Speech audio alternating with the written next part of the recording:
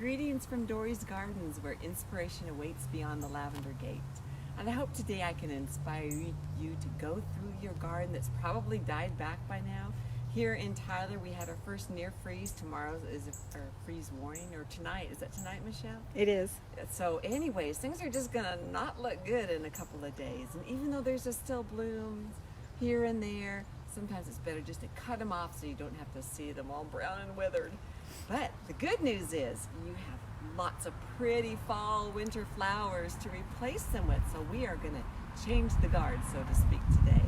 And I will just show you a couple of things that I like to do when I'm going through my summer garden and cleaning it out and changing out bulbs and digging up things and dividing them. And so hopefully that will be helpful to you. So here we've got just some beautiful mums, and they've been lasting for a good long time. I always get them when they're budded out, so they have a big long bloom time. So these will go another several weeks, and then pop them in your garden when you're all done. My ones out by the street are just starting to bloom now. Maybe we'll have a little shot down there, and you can see what ones I've planted from last year, just dividing them and spreading them out. Now it's a big long line of yellow blooms. So let's go see what this garden looks like. Now, I did not prep it or anything, so you're gonna see my messy house. And that's okay, that's what friends do, is they share their lives with each other, no matter if they're cleaned up or not. But I don't know, you probably can't see, but down this row here, see there's a lot of little yellow flowers popping up. And those are the mums I planted in the last 2 years, and it's really gonna be lovely in about a week. So here we go, back to our outside by the street bed. And this area under the tree here, I'm kind of developing as a bulb garden. So I had beautiful caladium bulbs in here this summer, I don't know if you remember that, but they've died down now. Sometimes it's really hard to find them if you don't dig them up before all their leaves disappear. So I'll give you an example right here. There's bulbs all through here, but as I dig, I'll find them. It's kind of like hidden treasure. But here's one. And so what you want to do is dig this up and take the foliage off and save it, dry it up, because you can plant this next year and you'll have twice as many bulbs. So those are well worth saving. The main thing is to keep them dry and not too cold, because they are tropical, so they don't rot or anything. So I've got lots of these spider lilies in here, regular lilies, some iris, and somebody gave me, I think it was Lynn, gave me these wonderful pass along. They're kind of the wild white irises that you see in old homestead or by the side of the road, and they bloom earlier than other irises. So I want to be able to showcase them. This is the corm, and this is the root. So these corms, their little knees, they like to be above ground. So when don't plant them too deep or mulch over them, or they just don't bloom as well. So that's a really good tip. If you have some irises that have not been performing well, sometimes just move them to a new place and give them a year and see what happens. So I'm gonna put them right here because they'll be real visible.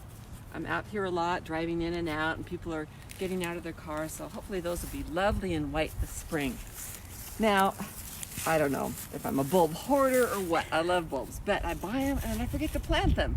But the wonderful thing about them is usually they still have life in them. These guys have been sitting underneath for all summer. So the gladiolas, they won't bloom till next year, but it's fine. They're perennials, they'll come back. So just plant them. And so they get pretty tall. So I'm gonna do them back by the tree here and do a whole circle around the tree. And then probably put some little fencing to kind of hold them up because they get real tall and want to lay over. So other bulbs in here, probably some paper whites and daffodils. And it's so fun to watch different things pop up. So let's move on and see what kind of perennials we can split off and cut back and all these treasures. Because this is about the 3rd year of this garden now, so it's just starting to mature, and I'm able to harvest a lot of the plants off of it. And earlier I dug up a little bit of this springtime phlox. It's called Paparazzi Jagger, and beautiful lavender bloom, and it blooms when the azaleas come out. So what I've done is taken a little piece off here. See, I've got some nice root on it, and that will just spread out everywhere. Now if you want to get real picky, you could take each little stem and try to root it, but you know, it's just easier to take a clump and just pop it in there and let it go. So then you can decide if you want to keep your irises or not. They're fun. Sometimes I pull them, sometimes I keep them, but they have a pretty flower. But as I put in more of the plants that I want to keep, irises go out more and more. So we've got some of this dianthus that's looking good here. And over here we've got some of the tall summer cocks. And when it's in the shade and a little bit wet, it tends to get this powdery mildew. I haven't seen that too much on these plants, but this fall I've really been dealing with it. It still has been blooming, but it doesn't look good because that's what your eye goes to. So just cut that off and let it sleep for the winter and come up fresh in the spring.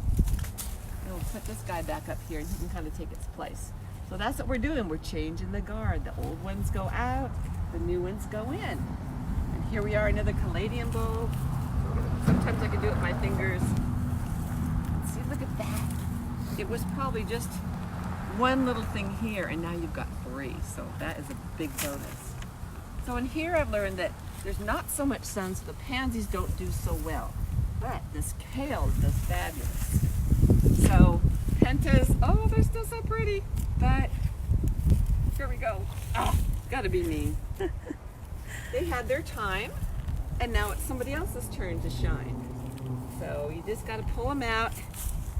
And this was a snap I couldn't quite pull out. You see, it looks scraggly. I should have pulled it out last spring, but look at here. Oh, there's a new one down there. So maybe it'll come back pretty. I'm gonna go ahead and cut that off and hope that it'll come out. It was a beautiful lavender one, but these are not gonna look good. See how that looks better already? And here's some perennials in here.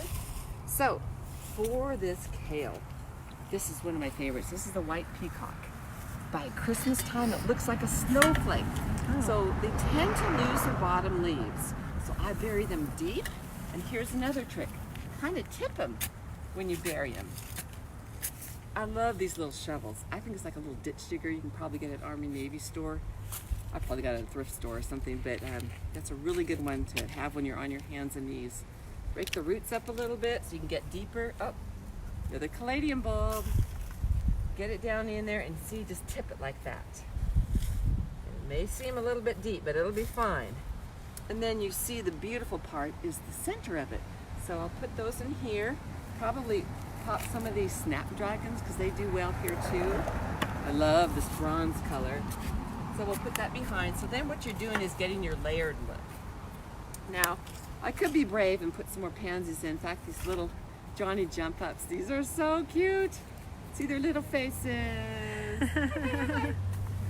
So they're very fun. If I put them out by the edge here, they'll probably get enough sunshine. And they have a lot of little blooms, and they tend to last longer in the spring. I don't know why. And then of course the regular pansies have a bigger bloom, but not as proficient. And it's always good to see these got a little bit cold last night. So I'll just clip that off and let it come up. But I'm going to put those over on the other side. So it'll be a little bit different, but it'll kind of go together. So we'll come over here and see what's going on.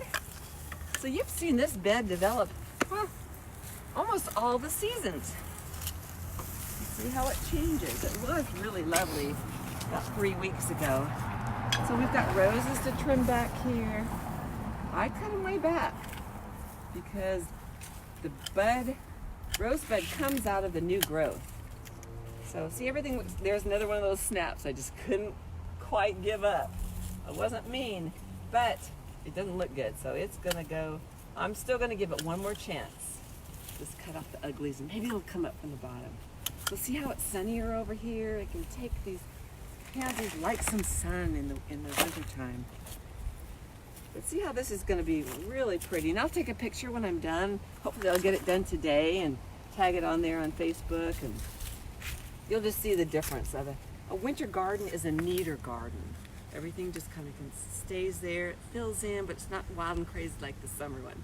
So it's neat that the personality of the garden changes during the season. So knowing what to plant where and how to maintain it and how to fit things in is a good skill. And so just experiment though. There's no real right or wrong if you know the basics. And if you ever have any questions, just contact me for Dory's Gardens Facebook, and we can talk plants and and just share ideas. Because I'm always learning. People just bring me things and, whoa, where did you get that? So right this week, actually, we're having a stock exchange, STALK. So you bring your extra perennials, as you divide them and cut them back, bring them and trade with somebody else. So that's really fun to do. So I've got lots of things from the garden that we can pass along, and then you have such a great selection. So I hope you got some ideas, and I have fun getting out here in the sun and feeling so good now that it's not so cold out. So happy gardening, and just enjoy what God's given you here.